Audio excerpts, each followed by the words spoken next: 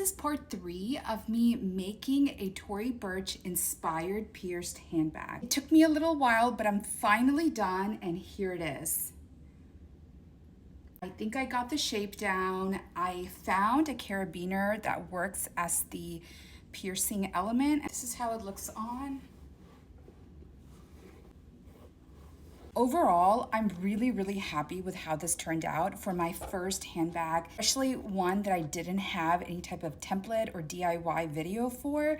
So it gives me a lot of confidence to tackle other projects. This is completely handmade and it cost me less than $100. And I only say $100 because the whole half hide that I bought was around $80, and I could probably make about 5 more bags exactly like this. But I'm going to use the rest of the nubuck hide to make other small projects, small purses. So I'm actually really excited to be able to use this same type of material again. At the end of part 2 of the last video, all I had was to attach the handle and do the piercing. I sketched my handle on paper, cut that out as a paper template to tape that over the nubuck hide, and then cut out the nubuck pieces.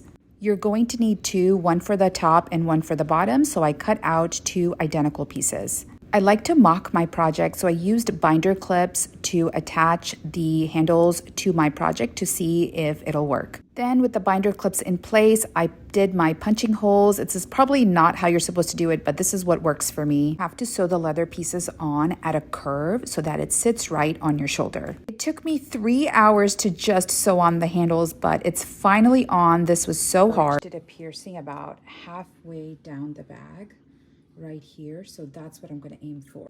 I have a set of different size hole punches here. I'm just going to go with the larger one and then go in to widen it. Feels like it should be right there. The piercing is about 1/2 inch in from the edge.